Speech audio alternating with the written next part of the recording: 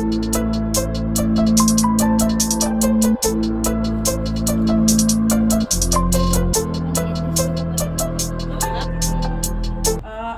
এটা বিশেষ কামৰ কাৰণে আমি আকৌ অপৰূপাখিনি একগোট খাইছোঁ।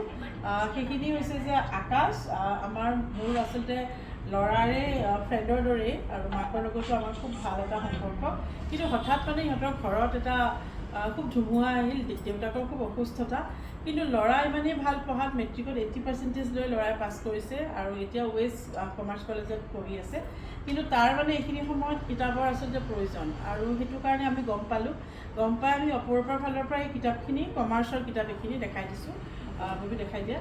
গতিকে এইখিনি কিতাপ কিনি আমি আকাশক দিছোঁ। আকাশৰ উজ্জ্বল ভৱিষ্যত কামনা কৰিছোঁ, কাৰণ পঢ়াত ইমান ভাল যেতিয়া পঢ়াটো ৰখি যাব নালাগে। আৰু মই এইটো মাধ্যমেৰে আপোনালোকৰ ওচৰত ভিডিঅ'টো বনোৱা এইটোৱে উদ্দেশ্য যে আপোনালোকে যদি আকাশৰ পঢ়া শুনাত যদি কোনোবা আগবাঢ়ি আহি দায়িত্ব ল'ব খোজে, আপোনালোকে দায়িত্ব ল'ব পাৰে। আৰু দ্বিতীয় কথা, যদি মই এইটো মাধ্যমতে কথা দিছোঁ, যদি কিবা কাৰণত কোনো আগবাঢ়ি নাহে, তাৰ ছেকেণ্ড ইয়াৰৰ যিখিনি কিতাপ লাগে সেইখিনি অপৰূপা নহ'লেও মই পাৰ্চনেলি হ'লেও মই দিম, সেইটো মই কৈছোঁ। গতিকে আপোনালোকেও আহিব। এনেকুৱা আচলতে মেধাৱী ছাত্ৰ এজনক যদি আমি সহায় কৰিব পাৰোঁ, আমি ভাবোঁ যে তাৰ যদি জীৱনটো গঢ়ি উঠে ভালদৰে, তাতকৈ বেছি আৰু সুখৰ কথা আমাক কি লাগে। গতিকে এইখিনি লোৱা আমাৰ ফালৰ পৰা। আকাশে কিবা ক'বা নেকি? দিছোঁ।